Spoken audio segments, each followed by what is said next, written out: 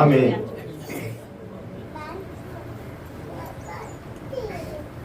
దేవుని పరిశుద్ధ నామానికి మహిమ కలుగాక.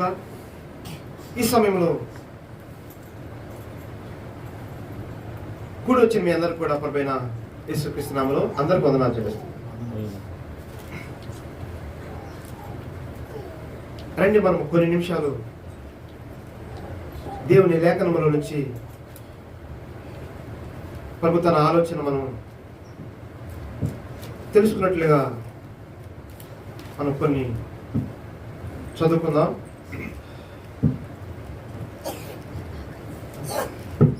యెషయా గ్రంథము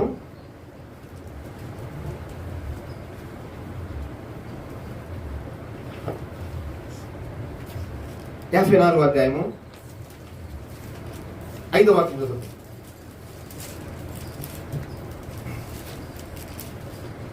యెషయా గ్రంథము చదవండి. నిన్ను సృష్టించిన వాడు నీకు భర్త అయి ఉన్నాడు. సృష్టించిన వాడు నీకు భర్త అయి ఉన్నాడు. సైన్యములకు అధిపతి యెహోవా అని ఆయనకు పేరు. ప్రార్థన చేసుకో. హల్లెలూయా. స్తోత్రములు మా పరిశుద్ధ దేవుడా, మీకు స్తోత్రము తండ్రి. ఇంతవరకు ప్రభువా మీ పరిశుద్ధాత్మతో మమ్మల్ని నడిపించావు. ఇప్పుడు కూడా తండ్రి మీలో ఉన్న మరుగైన ప్రభువా, మీ లేఖనములో మర్మమును ప్రభువా, మీ ఆలోచన తండ్రి మీ పరిశుద్ధాత్మతో నాకును ఈ మాటలు వింటున్న మా అందరికీ బోధించమని, సమస్తమును మీ స్వాధీనం ఉంచమని తండ్రి. ఇప్పుడు మేమందరం తగ్గిపోవాలి. మీ పరిశుద్ధ నామమే, మీ కుమారుడైన క్రీస్తు ప్రభుల వారే పైకెత్తబడేట్లుగా కృపాధికం చేసి నడిపించమని యేసు క్రీస్తు పరిశుద్ధ నామములో ప్రార్థిస్తున్నాం పరమ తండ్రి. ఆమేన్. ఆమేన్.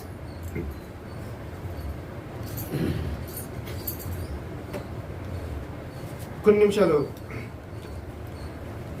ప్రతి వారు కూడా ప్రార్థనా పూర్వకంగా ఇక్కడ కూర్చున్నాము. ఇక్కడ మనము రాయబడిన మాటలు చూస్తున్నాం. నిన్ను సృష్టించిన వాడు నీకేమై ఉన్నాడు? భర్త అయి ఉన్నాడు. ఈ లోకములో మనము కొందరు స్త్రీలుగా ఉన్నారు, కొందరు పురుషులుగా ఉన్నారు. ఇది ఈ భూమి మీదే లింగ భేదము. దేవునికి ఈ లింగ భేదము లేదు. ఫస్ట్ ఇది అర్థం చేసుకోవాలి మీరు.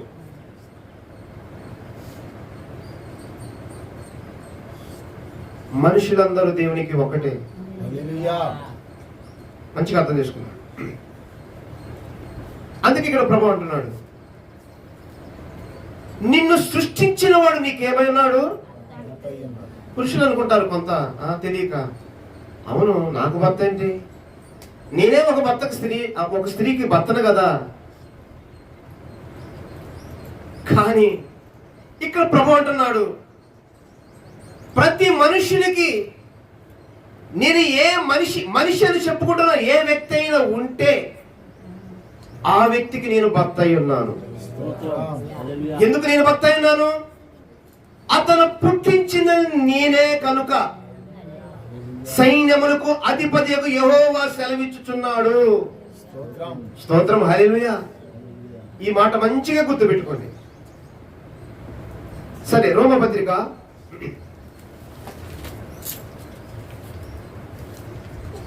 7వ అధ్యాయము, రోమపత్రిక 7వ అధ్యాయము మొదటి నుంచి చదువుకుందాం. సహోదరులారా, మనిషికి బ్రతికినంత కాలమే ధర్మశాస్త్రం అతని మీద ప్రభుత్వం చేయుచున్నదని మీకు తెలియదా? ధర్మశాస్త్రము ఎరిగిన మీతో మాట్లాడుచున్నాను. భర్త గల స్త్రీ భర్త బ్రతికి ఉన్నంత వరకే. నిదానముగా అర్థమైనట్టు చదవండి కొంచెం, ఎందుకంటే ఇది చిన్న విషయం కాదు. ఇది చిన్న విషయం కాదు, అర్థమైనట్లుగానే ఉంటది కానీ అర్థం కాదు.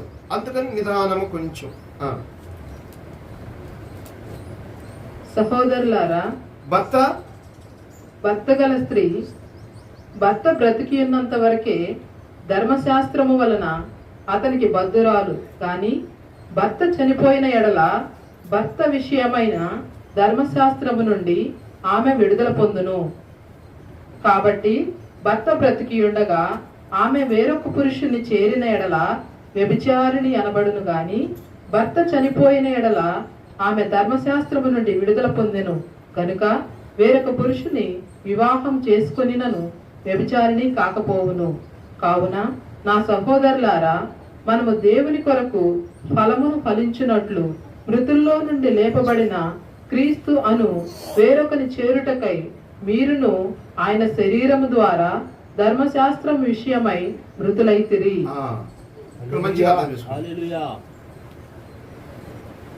అపోస్తలైన పౌలు గారు దేవుని పరిశుద్ధాత్మ ద్వారాగా ఈ రోమాలో ఉన్న సంగమునకు దేవుని మరుగైన మర్మమును తెలియపరుస్తున్నాడు. ఏంటంట? భర్త గల స్త్రీ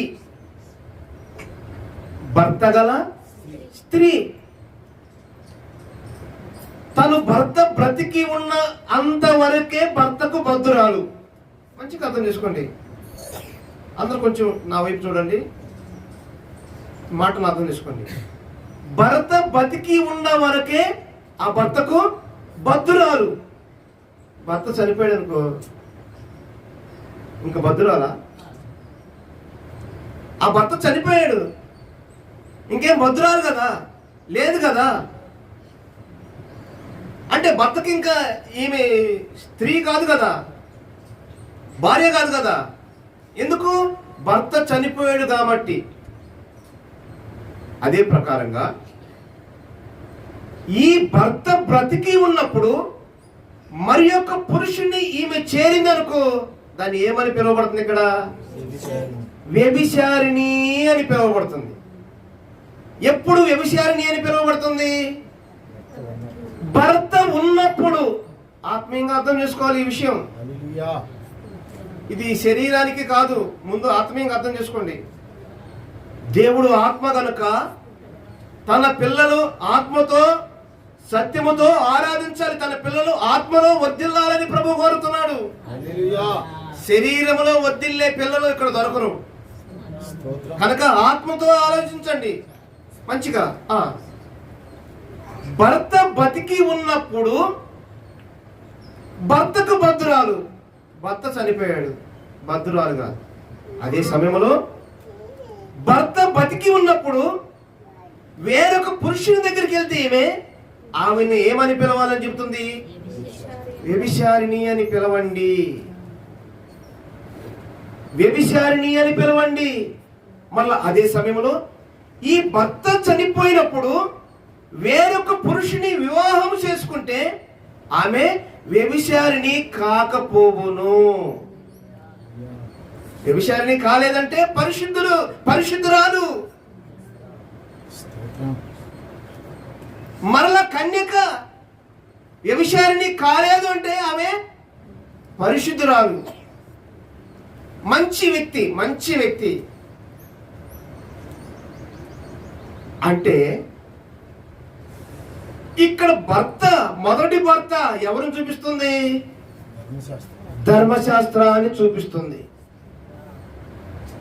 మొదటి భర్త ధర్మశాస్త్రం. ఇక్కడ ఈ ధర్మశాస్త్రము ఉన్నప్పుడు ఒక వ్యక్తికి ధర్మశాస్త్రం ఉంది, కానీ వేరొక పురుషుని దగ్గరికి వెళితే మాత్రము ఏమవుతుంది? అది వ్యభిచారిణి అనబడుతుంది. అనగా వేరొక పురుషుడు అనగా క్రీస్తు. వేరొక పురుషుడు క్రీస్తు. మొదటి భర్త ధర్మశాస్త్రం, వేరొక పురుషుడు ఇక్కడ క్రీస్తు. మంచిగా అర్థం చేసుకోండి. ఈ క్రీస్తు ఎందుకు రావాలంటే మొట్టమొదటిగా ఈమె పరిశుద్ధురాలని పిలువబడాలంటే ముందున్న ధర్మశాస్త్రం అనే భర్త చనిపోవాలి. అర్థమవుతుందా? ముందు ధర్మశాస్త్రం అనే భర్త ఏమవ్వాలి? చనిపోవాలి. అప్పుడు వేరొక పురుషుని వివాహం చేసుకోవాలి, అనగా క్రీస్తుని పెళ్లి చేసుకోవాలి. స్తోత్రం, హల్లెలూయా. ఇప్పుడు క్రీస్తుని పెళ్లి చేసుకున్న వ్యక్తులు, మనుషులు, ఈ క్రీస్తుని పెళ్లి చేసుకున్న మనుషులు, వారికి క్రీస్తు భర్త అయి ఉన్నాడు, ఆ భర్తకు ఈ మనుషులు భార్య అయి ఉన్నారు. మంచిగా అర్థం చేసుకున్న సహోదరులారా, ఇప్పుడు అర్థమైందా? అర్థమైందా? ఇంకేమైనా ఉందా చెప్పండి సిస్టర్. అర్థమైందా? మీకు అర్థమైందా? సరే, కొంచెం అర్థం చేసుకోండి. ఇంకా మీకు అర్థం కాకపోతే అయిపోయిన తర్వాత కలవండి, అంతే, వెళ్ళిపోమాకండి. సరే, ఇక్కడ భర్త, మొదటి భర్త మోషే ధర్మశాస్త్రం. రెండో పురుషుడు, వేరొక పురుషుడు. ఇక్కడ రెండో పురుషుడు ప్రభువైన యేసుక్రీస్తు, క్రొత్త నిబంధన. మొదటి భర్త ధర్మశాస్త్రము, మోషే పాత నిబంధన. ఇక్కడ వేరొక భర్త, వేరొక పురుషుడు వేరొకరిని వివాహం చేసుకుంటుంది ఈ స్త్రీ.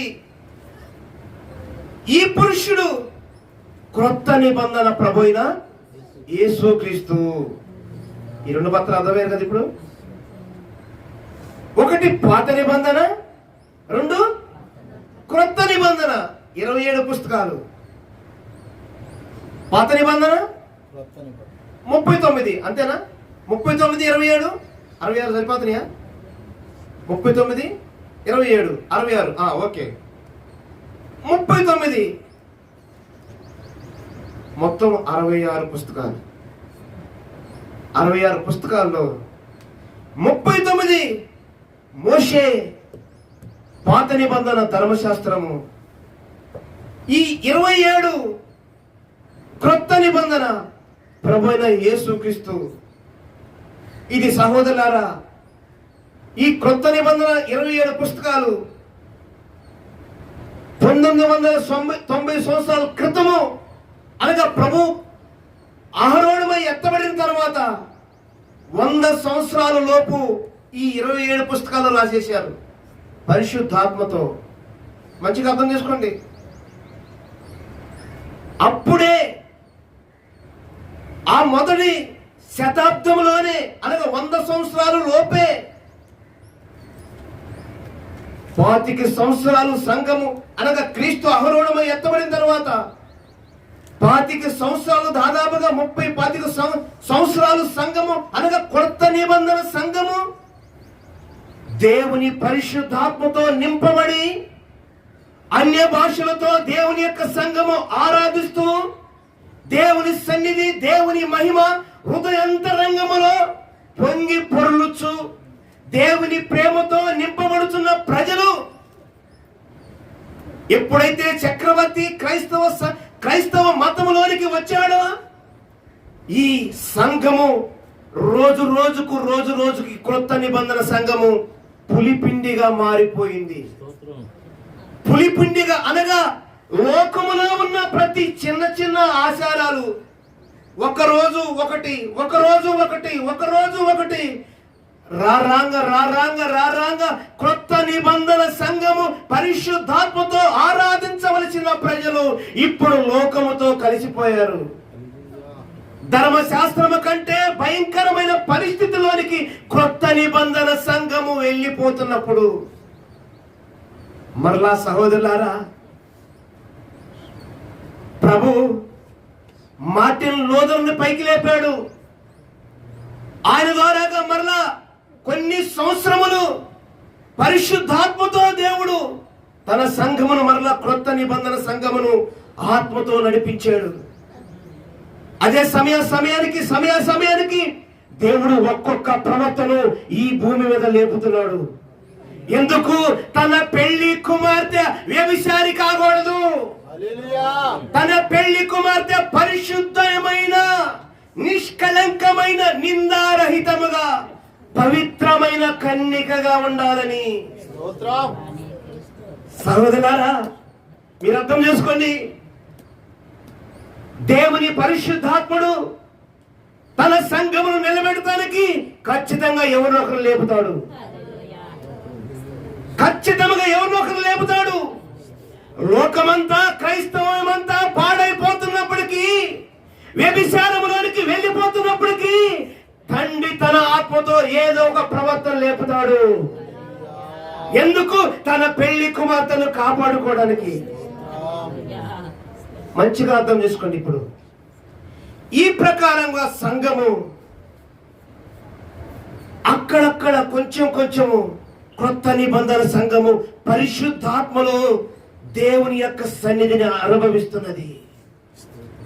దేవుని సన్నిధిని అనుభవిస్తున్నది. ఎప్పుడు? ఈ మొదటి భర్త చనిపోయినప్పుడు, ఈ మొదటి భర్తనే ధర్మశాస్త్రము ఈ వ్యక్తిలో చనిపోయినప్పుడు, ఈ స్త్రీ వేరొక పురుషుడు అనగా క్రీస్తుని వివాహము చేసుకున్నప్పుడు. అయితే ఈ రోజున కొందరు, అనేక మంది, దాదాపుగా ఎక్కువ మంది క్రొత్త నిబంధన ఏంటి? సంఘము క్రొత్త నిబంధన. మా క్రొత్త నిబంధన ఆరాధన, మాది ఆత్మతో సత్యముతో ఉన్న ఆరాధన. మంచిదే. లోపల దాచిపెట్టిన భర్త ఎవరు? లోపల దాచిపెట్టిన భర్త ఎవరు? ఇక్కడ సూటిగా పరిశుద్ధాత్ముడు మనతో అడుగుతున్నాడు. కొందరితో పరిశుద్ధాత్మ మనతో అడుగుతున్నాడు. ఇప్పుడు లోపల దాచిపెట్టిన భర్త ఎవరు? చనిపోయాడా? లోకానికి కనపడకుండా దాచిపెట్టామా? ఒక్కసారి పరిశీలించండి. ఈ భర్త చనిపోయితే వేరొక పురుషుని అనగా క్రీస్తుని వివాహం చేసుకున్నామా? ఈ భర్త చనిపోయాడని లోకానికి తెలియకుండా దాచిపెట్టి వచ్చి వివాహం చేసుకున్నామా? ఇక్కడ కొంచెం మనం పరిశీలించాలి.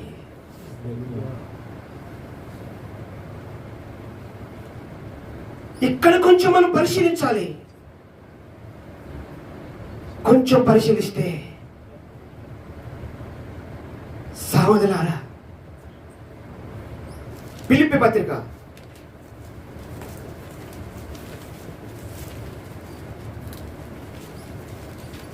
3వ అధ్యాయము 18వ వాక్యం. అనేకులు క్రీస్తు శిలువకు శత్రువులుగా నడుచుకొనుచున్నారు. వీరిని గూర్చి మీతో అనేక పర్యాయములు చెప్పి ఇప్పుడును ఏడ్చుచూ చెప్పుచున్నాను. నాశనమే వారి అంతము, వారి కడిపే వారి దేవుడు. ఒక్క నిమిషం ఆగండి.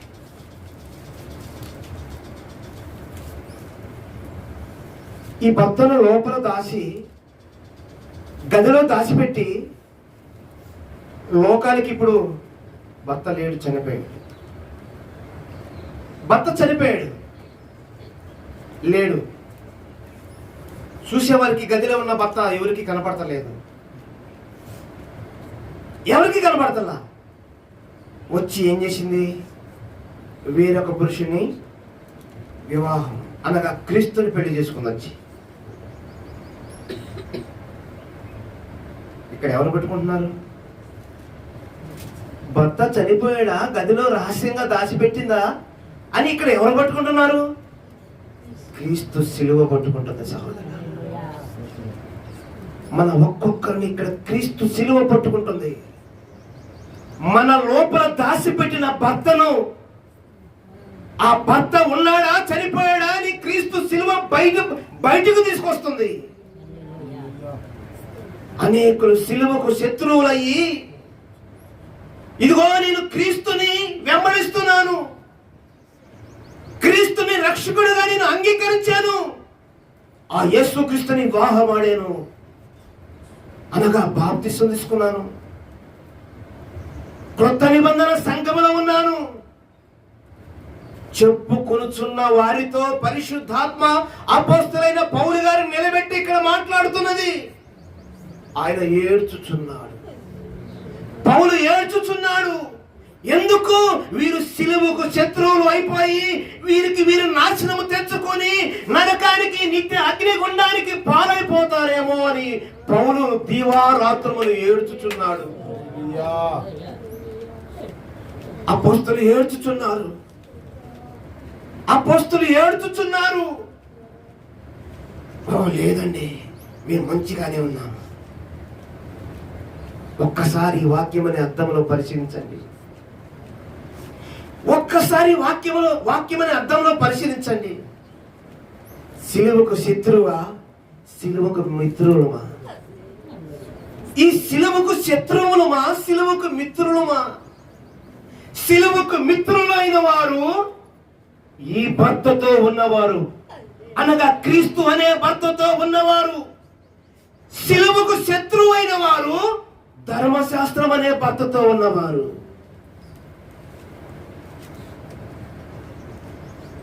లోక ఆశ గతించిపోతున్నది.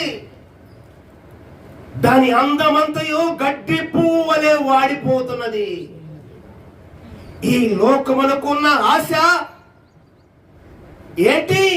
నా కడుపు, నా కుటుంబం, నా పిల్లలు, నా ఉద్యోగం, నా సంపాదన, నా పొలము, నాకున్న గడ్డి, నాకున్న కోళ్ళు, పశువులు, పక్షులు, వీటన్నిటిని నేను పోషించుకోవాలి, వీటన్నిటిని నేను పోషించుకోవాలి. కొంచెం ఆగండి, కొంచెం ఆగండి. వారికున్న కడిపే ఏ దేవుడు? ఇప్పుడు ఏ దేవుడు? నిన్ను సృష్టించిన వాడు భర్త, నీకున్నవాడు కడుపు భర్త. పరిశీలించండి. ఇప్పుడు నాకున్న ఈ యొక్క కడుపు ఇప్పుడు నా భర్త, సృష్టించిన వాడు భర్త. ఏ భర్త అయినాడు? కొందరు పరిశీలించండి. అయ్యా కొంచెం ఏదన్నా అంటే కొంచెం అత్తండి. లేదు సహోదరులారా, సమయం లేదు, సమయం లేదు. దేవుని పరిశుద్ధాత్మ ఒక్కొక్కరిని పరిశుద్ధపరచాలనుకుంటున్నాడు. దేవుని పరిశుద్ధాత్మ ఒక్కొక్కరిని తన రూపంలో చూడాలనుకుంటున్నాడు. క్రీస్తు ఏ నిందలైతే పడ్డాడో, ఏ అవమానములైతే సహించాడో, ఏ బాధలైతే భరించాడో, అదిగో ఆ పోలిక తండ్రి ఒక్కొక్క తన భార్యలో చూడాలనుకుంటున్నాడు. చూపిద్దామా? చూపిద్దామా? శత్రువుగా మారుదామా? చూపిద్దామా? శత్రువుగా మారుదామా? 20 చూడండి. మన పౌరస్థితి పరలోకమందున్నది. 19 నాశనమే వారి అంతము, వారి కడుపే వారి దేవుడు. వారు తాము సిగ్గుపడవలసిన సంగతుల యందు అతిశయపడుచున్నారు, భూ సంబంధమైన వాటి యందే మనసు నుంచుచున్నారు. మన పౌరస్థితి పరలోకమందున్నది. అక్కడి నుండి ప్రభువైన యేసుక్రీస్తు అను రక్షకుని నిమిత్తము కనిపెట్టుకొని ఉన్నాము. ఏంటంట? దేవుని పరిశుద్ధాత్మ ఏం మాట్లాడుతున్నాడు? ఈ కడుపుని ఎవరైతే దేవుడుగా చేసుకుని ఆరాధిస్తున్నారో, సహోదరులారా, వచ్చినా పర్లేదు, రాపోయినా పర్లేదు, దేవుని మాటను మేము దాయలేము. దేవుని మాటను మేము దాయలేము. అట్టి వారికి నాశనమే అంతం. అందుకే పౌలు ఏడుస్తున్నాడు, అయ్యో ఈ నాశనం నుంచి ప్రజలు విడిపించు, ఈ నాశనం నుంచి ఈ ప్రజలు విడిపించు. రాత్రి పౌలు నిద్ర లేకుండా ఈ ప్రజల కొరకు ఏడుస్తున్నాడు. తండ్రి పాదములు పట్టుకుని కుమారుడికి మొరపెడుతున్నాడు. ఏ ఒక్క వ్యక్తి నష్టము కాకూడదు, ఏ ఒక్క వ్యక్తి నష్టము కాకూడదు. ఎందుకు? ఈ లోకము క్రీస్తుకి విరోధం. ఈ లోకము క్రీస్తుకు విరోధం. లోకమైనను లోకములో ఉన్నదైనను తండ్రి పరిశుద్ధ నామమును మహిమపరచలేదు. అది తండ్రికి, కుమారునికి, పరిశుద్ధాత్మనికి కూడా విరోధం. అది విరోధం. ఎందుకంటే సహోదరులారా, మన యొక్క పౌరస్థితి ఎక్కడుంది? మన పౌరస్థితి ఎక్కడుంది? అమెరికా వెళ్ళేవరకు నీ పౌరస్థితి ఏదంటారు? అమెరికా వెళ్తే ఏమడుగుతారు? నీ పౌరస్థితి అంటే నువ్వు ఎక్కడ పుట్టావు? నువ్వు ఎక్కడ పుట్టావు? ఇప్పుడు డేట్ ఆఫ్ బర్త్ సర్టిఫికేట్ కోసం తిరుగుతాం. ఎక్కడ పుట్టాడు ఈ వ్యక్తి? ఏ ఊర్లో పుట్టాడు? ఏ దేశంలో పుట్టాడు? ఏ జిల్లాలో పుట్టాడు? ఏ రాష్ట్రంలో పుట్టాడు? నిజమేనా? నిజమేనా? అవునా? అవునా? ఇదే నిజమేనా? డేట్ ఆఫ్ బర్త్ సర్టిఫికేట్ కావాలంటే అడుగుతారా? ఏ ఊర్లో పుట్టారు? ఏ ఊర్లో పుట్టాడు బాబు? పాప ఏ ఊర్లో పుట్టింది కదా? మన పౌరస్థితి ఎక్కడ? ఈ భూమి దేవుని రాజ్యమా? ధర్మశాస్త్రాన్ని బట్టి పౌరస్థితి ఇక్కడే. దాని క్రియలు, ధర్మశాస్త్రం అనుకున్న దాని క్రియలు, దాన్ని బట్టి ఇక్కడే. క్రొత్త నిబంధన క్రీస్తు ఆత్మను బట్టి, మృతుల్లో నుండి తిరిగి వేసిన క్రీస్తును బట్టి మన పౌరస్థితి మారిపోయింది. ప్రైజ్ ది లార్డ్, హల్లెలూయా. క్రీస్తును బట్టి మన పౌరస్థితి ఏమైపోయింది? మారిపోయింది. మారిపోయింది. ఎందుకు ఈ పౌరస్థితి ఇక్కడ ఉంది? ఇక్కడ నుంచి మారిపోయింది. ఆదామా, నీ పౌరస్థితి ఎక్కడా? అక్కడ తండ్రి. ఆదామా, ఆజ్ఞ అతిక్రమించి ఇప్పుడు పాపం చేసావు కదా, ఇప్పుడు నీ పౌరస్థితి ఎక్కడా? ఇక్కడ తండ్రి. మారిపోయిందా? మారిపోయిందా? ఆదాము మొదటి పౌరస్థితి ఎక్కడా? అక్కడ. ఆజ్ఞ అతిక్రమించి తినవద్దన్న పండు తిని పాపము చేసినప్పుడు ఆదామని పౌరస్థితి ఎక్కడా? ఇక్కడ. ఇక్కడ.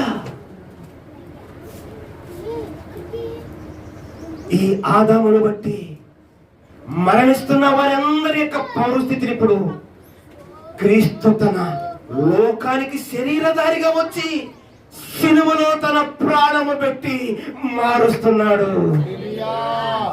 ఒక్కొక్కరికి పిలుస్తున్నాడు పేరు పెట్టి. పేరు పెట్టి ఒక్కొక్కరిని పిలుస్తున్నాడు. సహోదరుడు వస్తావా? సహోదరి వస్తావా? ఇదిగో నీ పౌరస్థితి మారుస్తా నేను. నా శిలువ యొద్దకు వస్తే నీ పౌరస్థితిని నేను మారుస్తా. నా శిలువ చెంతకు చేరితే నీ స్థితి మారిపోతుంది. అడ్రస్ మారిపోతుంది. నశించిపోయే నీ అడ్రస్ ఇప్పుడు జీవించే అడ్రస్ గా మారిపోతుంది. పాతాళమునికి వెళ్ళే నీ అడ్రస్ ఇప్పుడు పరదేశంలోనికి వచ్చే అడ్రస్ గా మారిపోతుంది. మన అడ్రస్ మారుద్దామా? మారుద్దామా వద్దా? చెప్పండి సహోదరులారా. మన అడ్రస్ మార్చుకుందామా? అంతేముందామా? ఆ అడ్రస్ మార్చకపోతే ఏమీ దొరకదు. పెన్షన్ రాదు. మీ భాషలోనే, మీ భాషలోనే దేవుడు మాట్లాడుతున్నాడు. పెన్షన్ రాదు, ఇది పోషించబడదు. లోన్లు రావు, ఇది పోషించబడదు. సబ్సిడీలు రావు, ఇది పోషించబడదు. ఇది పోషించబడదు. మరి మారుద్దామా? ఎందుకు? మన పౌరస్థితి మరి ఒక ఊర్లో ఉంది. ఇప్పుడు మనం ఈ ఊర్లో ఉన్నాము, అందుకని చెల్లట్లేదు. ఆధార్ చెల్లట్లేదు, డేట్ ఆఫ్ బర్త్ చెల్లట్లేదు, నేటివిటీ చెల్లట్లా. ఒక చోటు నుంచి ఒక చోటుకు వచ్చాము. ముందు దాన్ని మార్చాలి. ఉందా మనసు? మార్చుకుంటావా సహోదరుడా? మార్చుకుంటావా? మార్చుకుంటావా సహోదరుడా? మారుస్తావా అంతే ఉంటావా? సర్టిఫికేట్కి ఉపయోగం ఉండదు. నీ సర్టిఫికేట్కి ఉపయోగం ఉండదు మార్చకపోతే. మారిస్తే మారుస్తారా ఉంచుతారా? చెప్పండి. మార్చుకుంటారా ఉంచుతారా? సమయం లేదు, సమయం లేదు సహోదరులారా. దేవుని పరిశుద్ధాత్మ మిమ్మల్ని తాకకుండా వెళ్ళకపోతే ఆ రోజు మీరు చనిపోవాలనుకున్నా కూడా మీ వల్ల కాదు, బ్రతకాలన్నా మీ వల్ల కాదు. అల్లాడిపోతారు ఆత్మలో, వేదనలో అల్లాడిపోతారు. తినాలంటే తినలేరు, తాగాలంటే తాగలేరు, ఉరి వేసుకోవాలంటే వేసుకోలేరు, బ్రతకాలంటే బ్రతకలేరు. భయంకరమైన పరిస్థితి, భయంకరమైన పరిస్థితి. సిలువకు శత్రువులు అయిన వారు నశించిపోతున్నారు. సిలువని ప్రేమిస్తున్న వారు అడ్రస్ మారిపోతుంది, నిత్య జీవానికి వారసులవుతున్నారు. ప్రశ్నలాడు హల్లెలూయా. రాత్రి అంతా కనిపెట్టి ప్రార్థిస్తున్నప్పుడు తండ్రి నాతో మాట్లాడిన మాట. ప్రశ్నలాడు హల్లెలూయా, హల్లెలూయా, హల్లెలూయా. ఎంతమందికి అడ్రస్ మార్చాలనుంది? అడ్రస్ మార్చకుండా, భర్త చనిపోకుండా వేరొక భర్త దగ్గరికి రహస్యముగా వద్దామనుకుంటున్నారా? ప్రమాదం. అట్టి నింద తొలగిపోనుగాక, అట్టి నింద తొలగిపోనుగాక. ఇదిగో క్రీస్తు రక్తం సమీపంగా ఉంది, అట్టి నింద నుంచి విడిపించునుగాక. అదిగో ఆ పాపమును రక్తము శుద్ధి చేయునుగాక, పరిశుద్ధ రక్తము నిలువెల్ల కడుగునుగాక. ఒక్కసారి సిలువలో ఎలాడుతున్న క్రీస్తును చూడండి సహోదరులారా. మన పాపము కనుక ఒక్కసారి సిలువలో చేతులలో గాయములు, కాళ్ళల్లో చీలల యొక్క గాయములు, పక్కలో పొడవబడిన బల్యము యొక్క గాయము, ఒక్కసారి మన అడ్రస్ మార్చడానికి, మన అడ్రస్ మార్చడానికి ఊరికి నేను మార్చలేదు సహోదరులారా. ప్రభు తన ప్రాణమిచ్చి, ప్రభు తన ప్రాణమిచ్చి మన మీద అధికారము యొక్క సమస్త మరణం యొక్క ఏలుబడిని తొలగించి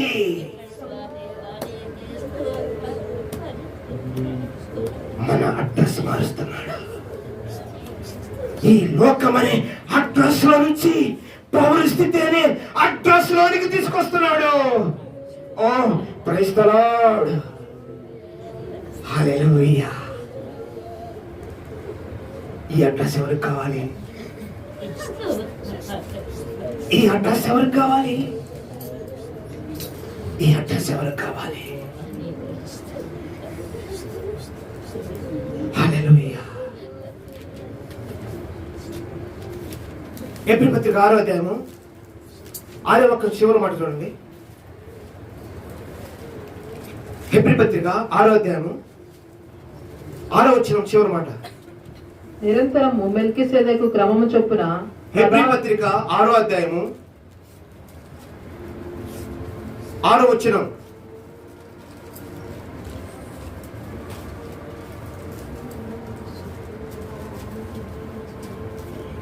బాహాటముగా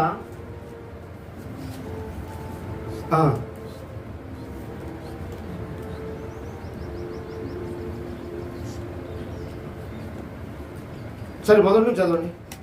దేవుని దివ్య వాక్యమును రాబో యుగ సంబంధమైన శక్తుల ప్రభావమును అనుభవించిన తరువాత తప్పిపోయిన వారు తమ విషయములో దేవుని కుమారుని మరలా సిలువ వేయుచు బాహాటముగా ఆయనను అవమానపరచుచున్నారు కనుక మారు మనసు పొందునట్లు అట్టి వారిని మరలా నూతన పరచుట అసాధ్యము. వీరెవరంట? సిలువను ప్రేమించిన వారు. సిలువను ప్రేమించిన వారు ఇప్పుడు మరలా ఏం చేస్తున్నారు అనగా సంఘములోనికి వచ్చామని చెప్పుచున్నవారు ఇప్పుడు మరలా ఏం చేస్తున్నారు? బహవాటముగా అందరికీ కనపడేటట్టే, లోకమంతా కనపడేటట్టు సిలువను ప్రేమిస్తున్నారా? మరలా క్రీస్తును పట్టుకొచ్చి సిలువలో కొడుతున్న వ్యక్తులుగా కనపడుతున్నామా? ఒక్కసారి పరిశీలించండి, ఒక్కసారి పరిశీలించండి. ఈ వ్యక్తి సిలువకు శత్రువు అయిపోయి లోకమును ఆశించి ధీమావలే లోక ప్రేమను కోరి, లోక ఆశీర్వాదము కోరి లోకము వెంట పరిగెత్తువారు, లోకము వెంట పరిగెత్తువారు. సహోదరులారా, పరిగెత్తం మొదలు పెట్టారా? మధ్యలోకి వచ్చారా? చివరికి వస్తున్నారా? పరిగెత్తతో మొదలు పెడితే ఇప్పుడు ఆ పని పరిశుద్ధాత్ముడు మాట్లాడుతున్నాడు. పరిగెత్తతో మొదలు పెడితే ఎవరైనా సరే ఆ పరుగు అక్కడితో ఆపండి, అక్కడితో ఆపండి. నీ భర్తను ఒకసారి పైకి చూపి, ఒక్కసారి నీ భర్తను ముందుకు చూపి, ఇదిగో నా భర్త నా కొరకు సమస్తమును చేసి అనుభవించి నా శ్రమ అనే సంతోషములో నన్ను నిలబెట్టాడు. ఈ శ్రమ అనే సంతోషములో నన్ను నిలబెట్టి ఉన్నాడు. నాకొస్తున్న శ్రమ నా భర్తను బట్టే. సంతోషించు, సంతోషించు. లేకపోతే అట్టి వారిని మరలా పరిశుద్ధ పరచటము అసాధ్యమని పరిశుద్ధాత్ముడు మాట్లాడుచున్నాడు.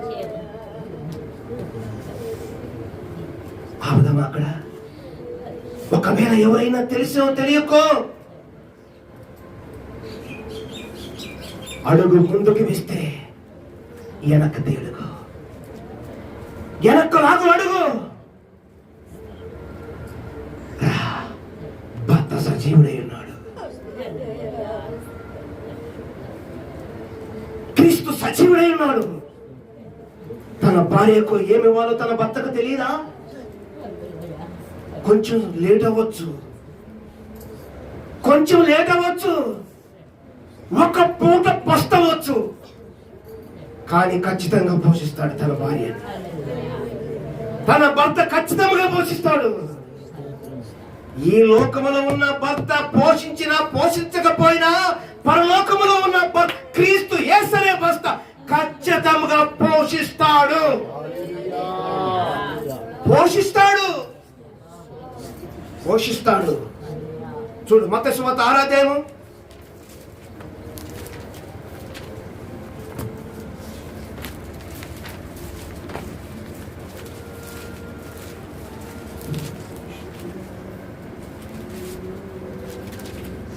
6వ అధ్యాయము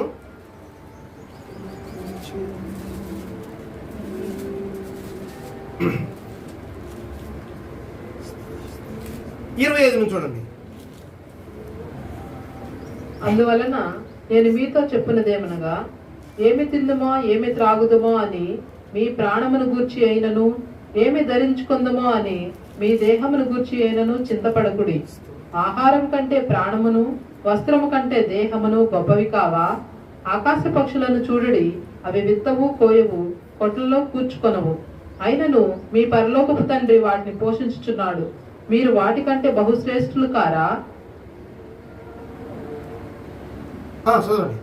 మీలో నెవడో చింతించుట వలన తన ఎత్తు మూరుడు ఎక్కువ చేసుకొనగలడు. వస్త్రములను గూర్చి మీరు చింతపడనేలా? అడవి పువ్వులు ఎలాగూ ఎదుగుచున్నవో ఆలోచించుడి. 31 చూడండి. కాబట్టి ఏమి తిందమో ఏమి త్రాగుదమో ఏమి ధరించుకుందామో అని చింతపడకుడి. అన్యులు వీటన్నిటి విషయమై విచారింతురు. ఇవన్నీ మీకు కావాలని మీ పరలోకపు తండ్రికి తెలియను. కాబట్టి మీరు ఆయన రాజ్యమును నీతిని మొదట వెదుకుడి, అప్పుడు అవన్నీ మీకు అనుగ్రహింపబడును. రేపటిని గూర్చి చింతపడకుడి. ఇక్కడ పరిశుద్ధాత్మలో ఏం చెబుతున్నాడు? ఆకాశ పక్షులు చూడండి, అవి ఎత్తవు, పంటను కోయవు, ప్రతిరోజు పుష్కలంగా పోషించబడతాయి. ఈ పక్షుల కంటే మీ తండ్రి శ్రేష్టమైన వాడు కాదా? కాదా?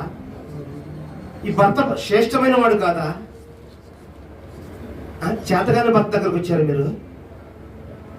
చేతగాని భర్త దగ్గరకు వచ్చారనుకుంటున్నారా మీరు? శ్రేష్టమైన భర్త దగ్గరకు వచ్చారు.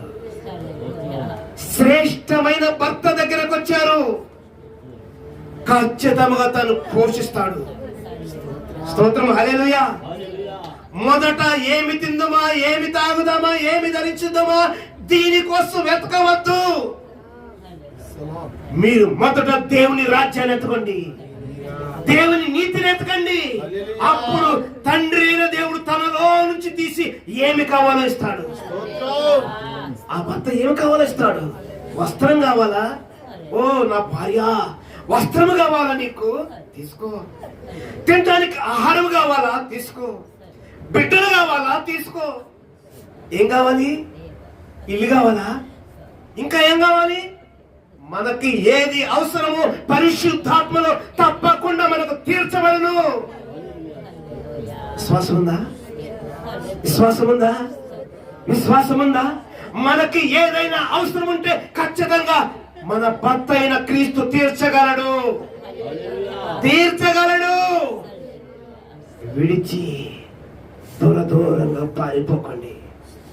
విడిచి దూరంగా పారిపోకండి. విడిచి దూరంగా పారిపోకండి. లోక సువార్త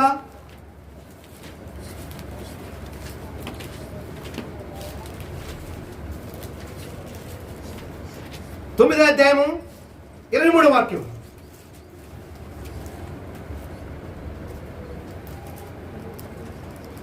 లోక సువార్త 9వ అధ్యాయము. మరియు ఆయన అందరితో ఇట్లా, నేను ఎవడైనా నన్ను వెంబడింపగోరిన ఎడల తన్ను తాను ఉపేక్షించుకొని ప్రతి దినము తన సిలువను ఎత్తుకొని నన్ను వెంబడింపవలెను. తన ప్రాణమును రక్షించుకొని గోరువాడు దానిని పోగొట్టుకొనును. నా నిమిత్తమై తన ప్రాణమును పోగొట్టుకునివాడు దాన్ని రక్షించుకొనును. ఒకడు లోకమంతయు సంపాదించి తన్ను తాను పోగొట్టుకుని ఎడల లేక నష్టపరుచుకుని ఎడల వానికి ఏమి ప్రయోజనము? నన్ను గూర్చియు నా మాటలను గూర్చియు సిగ్గుపడు వాడెవడో వాని గూర్చి మనిషి కుమారుడు తనకును తన తండ్రికిని పరిశుద్ధ దూతలకును కలిగి ఉన్న మహిమతో వచ్చినప్పుడు సిగ్గుపడు. ఇక్కడ ప్రభు ఏం చెప్తున్నాడు? నన్ను వెంబడించాలని ఎవరైనా అనుకుంటే ఏం చేయాలంట? తనకు తాను అప్పగించుకోవాలి. దేనికి? సిలువకు. తనకు తాను అప్పగించుకోవాలి సిలువకు. తానెవరు? స్వార్థపరుడు, గర్విష్టి, అహంకారి, ధనాశపరుడు. ఈ నేత్రములతో చూసిందల్లా కావాలి కావాలి, ఇంకా నిన్ను సంపాదించాలి, పొలాలు కొనాలి, స్థలాలు కొనాలి, ఇల్లు కట్టాలి, ఉద్యోగాలు సంపాదించాలి. పొట్ట కొరకు పరిగెత్తుచున్నవాడు వీడిని తీసుకొచ్చి నా సిలువకు అప్పగించండి అనగా నా శ్రమకు అప్పగిస్తే అప్పుడు తన అడ్రస్ మార్చేస్తా. స్తోత్రం, హల్లెలూయా. తన అడ్రస్ మార్చేస్తా. ఇప్పుడు ఈ అడ్రస్ పోయింది, ఆ వ్యక్తికి ఈ అడ్రస్ వచ్చింది. అనగా సిలువ. సిలువ. మనకి క్రీస్తు ఎక్కడ దొరుకుతున్నాడు? సిలువలో దొరుకుతున్నాడు సహోదరుడు, సిలువలో దొరుకుతున్నాడు. అందుకే మనకు దొరకటానికై సమాధి చేయబడి 3వ దినమున మృతుల్లో నుండి సజీవుడు తిరిగి లేచి ఉన్నాడు. స్తోత్రం, హల్లెలూయా.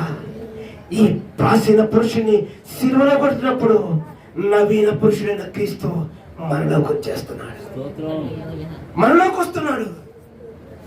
అప్పుడు ఎవరైతే ఈ నవీన పురుషుని అంగీకరిస్తున్నారో ఆ నవీన పురుషుని ధరించుకున్న వ్యక్తి కోసము నా తండ్రియు కుమారుడును పరిశుద్ధాత్ముడు వేవేల దూతలతో కూడా ఆయన మధ్యాకాశంలోనికి మరలా రాబోతున్నాడు. ఎవరి కోసము?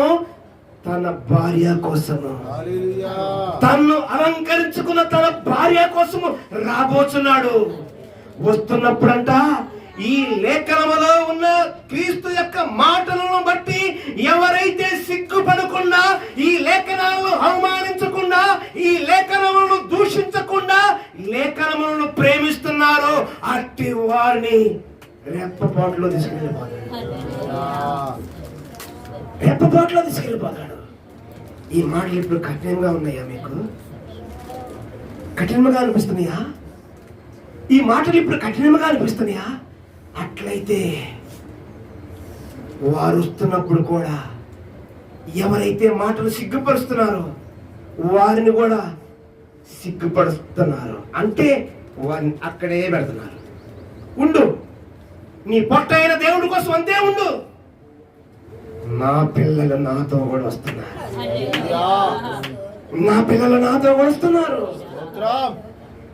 ఎందుకు? నా లేఖనములను ప్రేమించిన వారు నా పిల్లలు, నా లేఖనములను పరిశీలించిన వారు నా పిల్లలు. తన మహిమలో నుంచి మహిమను కోల్పోయి మరలా ఆ మహిమలోనికి నేనే తీసుకొచ్చా నా పిల్లలను. నా శిలువ రక్తం చేత, నా నిష్కళంకమైన రక్తం చేత నేనే మరలా తీసుకుని వచ్చా. నేనే మరలా వారిని ప్రేమించా. ఇదిగో వారికి నేను ఇప్పుడు భర్త అయి ఉండాలి, వారికి నేను ఇప్పుడు భర్త అయి ఉండాలి. ఈ భర్త వద్దని ఆదాము చేసిన పాపాన్ని బట్టి మనుషులందరూ దూరమైపోయిండగా ఈ భర్త శరీరమును ధరించి వాక్యమై ఈ లోకమునకు వచ్చిన ఈ క్రీస్తు యేసు ఎవరైతే అంగీకరిస్తున్నారో, ఎవరైతే కావాలనుకుంటున్నారో అట్టి వారికి మరలా నేను భర్తగా ఉంటా. అనగా భర్త అనగా ప్రభుత్వము చేయవాడు, ఏలువాడు, అధికారము చేయవాడు, నడిపించేవాడు, నాయకుడు. కావాలా? ఎవరికైనా కావాలా? ఎంతమంది ఇప్పుడు నా అడ్రస్ మార్చాలి? ఇదిగో ప్రభువా, ఈ కడుపుని అడ్రస్ నుంచి పౌరస్థితి, పరలోకమందున్న నా పౌరస్థితి నాకు అర్థమైపోయింది. నాకు అర్థమైపోయింది. ఇప్పుడు భూమిలో ఉన్న నా పౌరస్థితిని మార్చి పరలోకమందున్న నా యొక్క స్థితిని మరలా నాకు ఇస్తున్నావు, మరలా నాకు ఇవ్వబోతున్నావు. ఇదిగో మరలా నాకు ఇవ్వబోతున్నావు. అది నాకు కావాలి, అది నాకు కావాలి. ఇప్పుడు అది నాకు కావాలి, అది నాకు కావాలి. ఎట్టి పరిస్థితుల్లో కూడా నాకు కావాలి. అడుగుతున్న వారు సిగ్గుపడరు లేదు. తండ్రి తన సైన్య సమూహములతో వస్తున్నప్పుడు ధైర్యముగా సంతోషముగా ఆయనతో కూడా రెప్పపాటులు ఎత్తపడతారు. ఓ ఎంత ధన్యత సహోదరు! విడవబడిన వారులారా, శ్రమ! ఓ యూదా, శిలువకు శత్రువు అయిపోయి ఉరి వేసుకున్నావా? యూదా, నీవు శిలువను సహించి ఈ శిలువలో ఉన్న క్రీస్తుని అమ్మి ఉరి వేసుకున్నావా? ఉరి పెట్టుకున్నావా? ఉరి పెట్టుకున్నావా? అట్లాంటి స్థితిలో ఎవరైనా ఉంటే ఆ రోజును యూదాను విడిపించడానికి సమయం లేదు. ఈ కడుపు కోసం బ్రతికే వారు ఎవరైనా ఉంటే ఇప్పుడు ఇదే సమయం, ఇదే సమయం. నీవు తిరిగి రావడానికి ఇదే సమయం.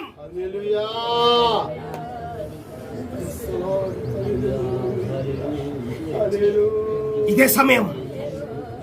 వస్తావా? మనసుందా? ఏమి తిందామా? ఈరోజు ఏం వండుకుందామా? ఈరోజు ఏమి కట్టుకుందామా? ఈరోజు ప్రజలకు ఎలా కనపడదామా? ఈరోజు జరుగుతున్న ఆరాధనన్నిటిలో కూడా అందరికంటే మనము బాగా కనపడాలా? ముఖము, శరీరము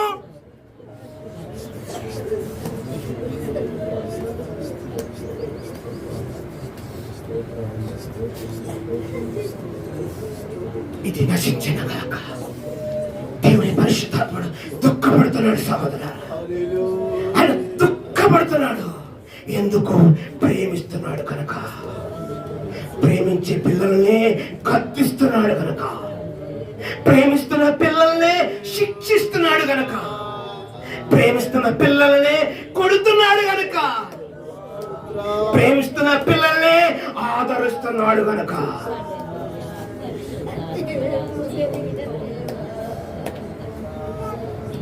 ఎవరికైనా మనసుంటే తిరిగి వస్తారా? ఎవరికైనా మనసుంటే తిరిగి వస్తారా?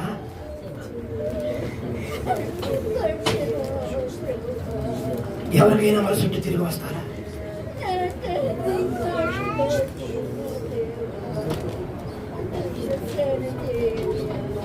హల్లెలూయా, హల్లెలూయా.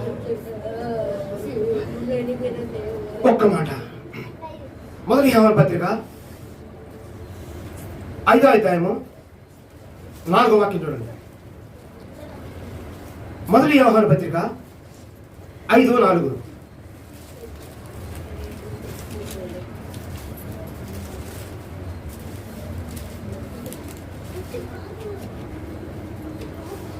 దేవుని మూలముగా పుట్టిన వారందరూ లోకమును జయించుదురు. లోకమును జయించిన విజయము మన విశ్వాసమే. యేసు దేవుని కుమారుడని నమ్మువాడు తప్ప లోకమును జయించువాడు మరి ఎవడు? 8వ వాక్యం. సాక్ష్యమిచ్చు వారు ముగ్గురు, అనగా ఆత్మయు నీళ్లును రక్తమును, ఈ ముగ్గురు ఏకీభవించి ఉన్నారు. మనము మనుషుల సాక్ష్యం అంగీకరించుచున్నాము కదా. ఈ ముగ్గురు ఏకీభవిస్తున్నారు, అనగా ముగ్గురు ఒక్కటై ఉన్నారు. తండ్రియు, కుమారుడు, పరిశుద్ధాత్ముడు. ఇప్పుడు ముగ్గురు ఏమైనారు? మన నిమిత్తం ఇప్పుడు ముగ్గురు ఏమైనారు? ఒక్కటై ఉన్నారు. ఈ ఒక్కటైన దేవుడు ఇప్పుడు, ఈ ఒక్కటైన భర్త మనతో మాట్లాడుతున్నాడు. ఈ ఒక్కటైన భర్త మనతో మాట్లాడుతున్నాడు. పుట్టి ఉన్నవారు, అనగా తన కుమారుడైన క్రీస్తును పుట్టి ఉన్నవారు, తన పిల్లల యొక్క పౌరస్థితి పరలోకమందున్నది.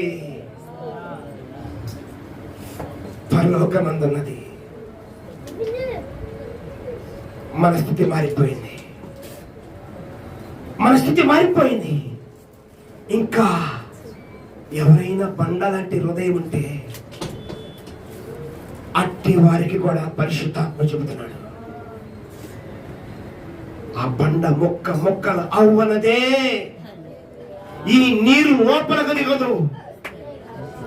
ఈ నీరు లోపలకు దిగితేనే నీవు జీవిస్తావు. నీరుంటేనే జీవిస్తావు. వాక్యము పోషించును, వాక్యము బ్రతికించును. ఈ వాక్యము నీ బాధలలో నెమ్మదించును, నీ బాధలన్నిటిని భరించును. బాధలు తట్టుకోలేకపోతున్నావా? శోధన తట్టుకోలేకపోతున్నావా? వ్యాధులు తట్టుకోలేకపోతున్నావా?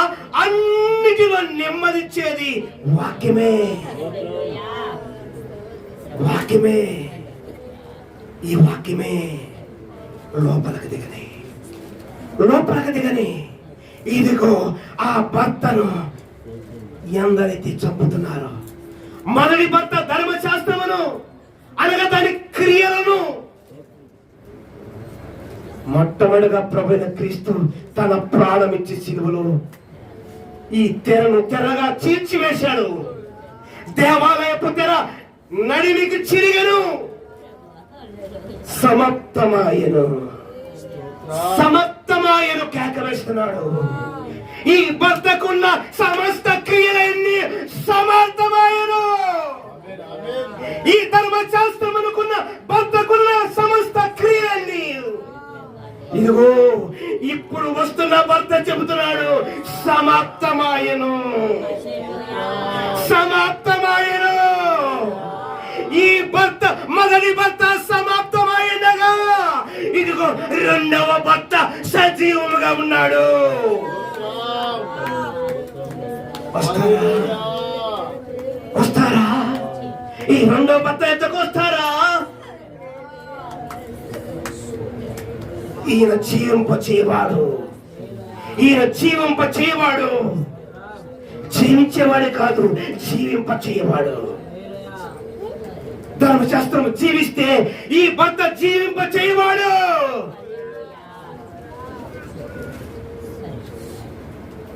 ఎందరు వస్తారు ఈ సిలువెత్తుకు? ఎందరు వస్తారు ఈ సిలువెత్తుకు? ఎంతమంది తన తండ్రిని పైకెత్తి చూపించగలరు లోకానికి? ఇదిగో నాలో ఉన్న నా భర్తను అనేకులకు నేను పరిచయం చేయాలి, నా భర్తను పరిచయం చేయాలి. అనేక శక్తులు ఈ భర్త ఎదుట ఓడిపోవాలి. ఓడిపోతున్నాయి, ఓడిపోతున్నాయి. ఏబో ఏబో, నిన్ను ఊరికనే దేవుడు ఆశీర్వదించాలనుకుంటున్నావా? ఒక్కసారి, ఓ దేవుడా, ఒక్కసారి నీ కుమారుడని ఏబు కంచి తెస్తావా? ఏబు కంచి తెస్తావా? ప్రైస్తలాడు. ఏబు మనస్తత్వం ఎరిగిన తండ్రి చెబుతున్నాడు తన కుమారుడు గురించి. పో, వెళ్ళు, వెళ్ళు. దూషిస్తావా? దేశిస్తావా? హింసిస్తావా? ఏం చేస్తావా? ఉన్న ఆస్తి మొత్తం లాక్కుంటావు. పో, లాక్కపో. ఓ ప్రైస్తలాడు. తన ప్రాణానికి అనుమతి లేదు నీకు. తన ప్రాణం మీద ఉన్న అనుమతి నీకు లేదు. ప్రైస్తలాడు. హల్లెలూయా. ఏబు కంటే శ్రేష్టమైన రక్తములో కడగబడ్డా, ఏబు కంటే శ్రేష్టమైన క్రీస్తు రక్తములో కడగబడ్డాం. అంధకార వాయుమణులు వచ్చినా, పాతాళ శక్తులు లెగుస్తున్నా, లోకనాథులు లెగుస్తున్నా, మానవ ఏరుబడి లెగుస్తున్నా, లోకముతో కలిసిపోయేది కాదు, లోకమును జయించినదే సంఘం.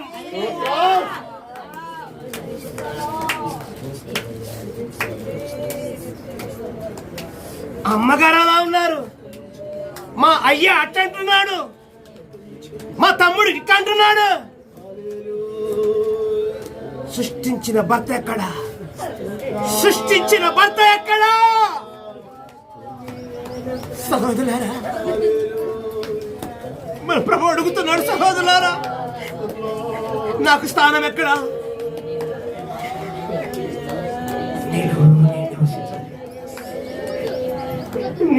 నేను రాజ్యం చేయాలి. నీ వెళ్ళిన మార్గములో నిన్ను కూడా నడిపించాలి. నేను వెళ్ళిన మార్గంలో నిన్ను కూడా నడిపించాలి. ఇదిగో ఈ లోకములకు నేను సిలువ వేయబడ్డా, నిన్ను కూడా చూపించాలి, నిన్ను కూడా చూపించాలి. చూపించకపోతే తండ్రి ఎద్దకు రాలేము మనము. ఇదిగో ఒక లోనికి అప్లికేషన్ పెట్టాలంటే దానికి ఉన్న క్వాలిఫికేషన్స్ కావాలి.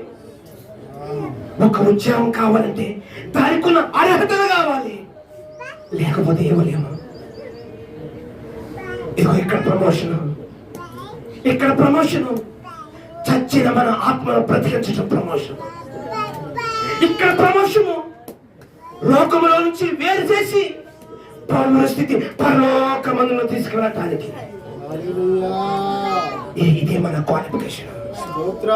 శ్రమ, క్రీస్తు శ్రమ, క్రీస్తు సిలువ, క్రీస్తు నిందలు, క్రీస్తు వేదన, ఈ అన్ని మనకు కలిగి ముందుకు సాగునిగాక తన సంఘము, తన పరిశుద్ధాత్మతో తన సంఘమును ఎత్తిపట్టునుగాక క్రీస్తు ప్రభుల వారు.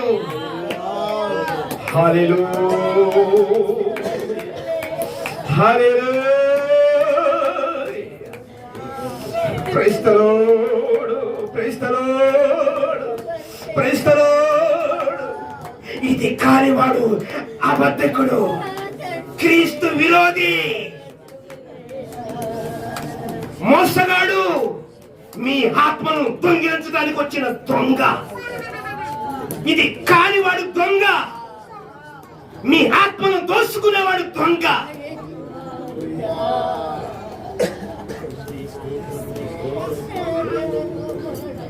అట్టివాడిని ఆత్మలో గుర్తుపెట్టండి, అట్టివాడిని ఆత్మలో గుర్తుపెట్టండి. క్రీస్తు విరోధి ఆత్మతో యుద్ధము చేయనుగాక సంఘము, క్రీస్తు విరోధి ఆత్మతో యుద్ధము చేయనుగాక సంఘము. హల్లెలూయా, హల్లెలూయా. ఈ కొత్త నిబంధన భర్త ఎవరికి కావాలి? ఈ కొత్త నిబంధన భర్త ఎవరికి కావాలి? ఈయన సజీవుడై ఉన్నాడు తల్లి. తన పెళ్లి కుమార్తె ఎఫెసీ పత్రికలో చెప్తున్నాడు, పరిశుద్ధురాలు, నిష్కళంకురాలు, నిందారహితురాలు, పవిత్రమైన కన్యక. ఎవరిమే? కన్యక అనగా పాపము అంటని స్త్రీ, లోక పాపము అంటని స్త్రీ. హల్లెలూయా, హల్లెలూయా, హల్లెలూయా. ఎవరు మన అడ్రస్ మార్చాలని, ఎవరు మన అడ్రస్ మార్చుకోవాలని కోరుకుంటున్నారు? అట్టి వారికి ప్రభు తోడై ఉండును గాక, అట్టి వారికి మన క్రీస్తు తోడై ఉండును గాక, క్రీస్తు ఆత్మ అట్టి వారిని నడిపించును గాక. మన పౌరస్థితి పరలోకమందున్న అని చెప్పుకుని ఆ పౌరస్థితి కోసము పరిగెత్తుచున్న వారికి క్రీస్తు ఆత్మ తోడుగా ఉండి నడిపించును గాక. హల్లెలూయా, హల్లెలూయా. ప్రార్థన చేసుకున్నాం. మహాపరిశుద్ధ తండ్రి, మీకు స్తోత్రం చెల్లిస్తున్నా. ఇదిగో ప్రభా, మీ శిలువకు శత్రువు ప్రభా, ప్రతి మనస్తత్వం, శత్రు మనస్తత్వమును మాలో కూలగొడుతున్న మా దేవుడు, మీకు స్తోత్రం చెల్లిస్తున్నా. నిన్ను సృష్టించిన వాడు నీకు భర్త అన్నాడని సెలవిస్తున్నావు ప్రభా. ధర్మశాస్త్రం అనే భర్తను ప్రభు మా నుంచి విడిపించి, తన క్రియల నుంచి విడిపించి, క్రొత్త నిబంధన భర్త అయిన మా క్రీస్తు ప్రభు మీ స్వరక్తం ఇచ్చి, మీ ప్రాణం ఇచ్చి, మీ ఆత్మనిచ్చి చచ్చిన మమ్మల్ని కొన్నావు ప్రభు, చచ్చిన మమ్మల్ని బ్రతికించావు ప్రభు. మీ రాజ్యం కొరకు కొన్నావు ప్రభు, మీ నీతి కొరకు కొని మా పౌరస్థితిని మార్చిన దేవుడు, మా అడ్రస్ మార్చిన మా సృష్టికర్త దేవా, మీకే స్తోత్రం చెల్లిస్తున్నాను. ఇంకా ఎందరు తన అడ్రస్లు ఈ భూ సంబంధమైన అడ్రస్ నుంచి పర సంబంధమైన అడ్రస్ గా మార్చుకోవాలనుకున్నారు వారి జీవితంలో, అట్టి వారికి మీ కృప దయచేయమని ప్రార్థిస్తున్నాను. మార్చుకున్న వారందరూ ప్రభువా, మీ సిలువను ప్రేమించి, సిలువకు ప్రభా శత్రువులుగా సిలువ వేసే వారికి కాక, సిలువను ప్రేమించి అనేకమైన శ్రమలలో సంతోషంగా ఆనందంగా మిమ్మల్ని పైకెత్తి లోకమునకు, అంధకారమునకు, వాయుమండలమునకు, లోకనాథుల ప్రభావమునకు, ఈ యుగ దేవతైన సైతానుకు మిమ్మల్ని ఎత్తిపట్టి చూపించి సమస్త తంత్రములు సిగ్గుపాలు చేయటకు కృప దయచేయండి. మీరే మా ముందుండి ప్రభా మమ్మల్ని నడిపించండి. మీ పరిశుద్ధాత్మతో మమ్మల్ని నడిపించమని, మీ పెళ్లి కుమార్తెకు సదా నేను తోడుంటానని వాగ్దానం చేశాను. అంతవరకు నేను తోడుంటానని వాగ్దానం చేశాను మా ప్రభు. మీరే మాకు తోడుండి అనేక అనుభవాల గుండా మమ్మల్ని నడిపించమని, ఆ పౌరస్థితి పైనున్న పౌరస్థితి, ఆ నూతన యెరూషలేముకు మమ్మల్ని సిద్ధపరచమని, ఈ మాట నిన్న ప్రతి వారి హృదయంతరంగంలో నీరు కట్టి ఫలింపచేసి ఆత్మీయంగా ఒత్తిలే కృప మా అందరికి దయచేయమని, కృప చూపమని యేసు క్రీస్తు పరిశుద్ధమైన నామములో ప్రార్థిస్తున్నాం మా పరమ తండ్రి. ఆమేన్.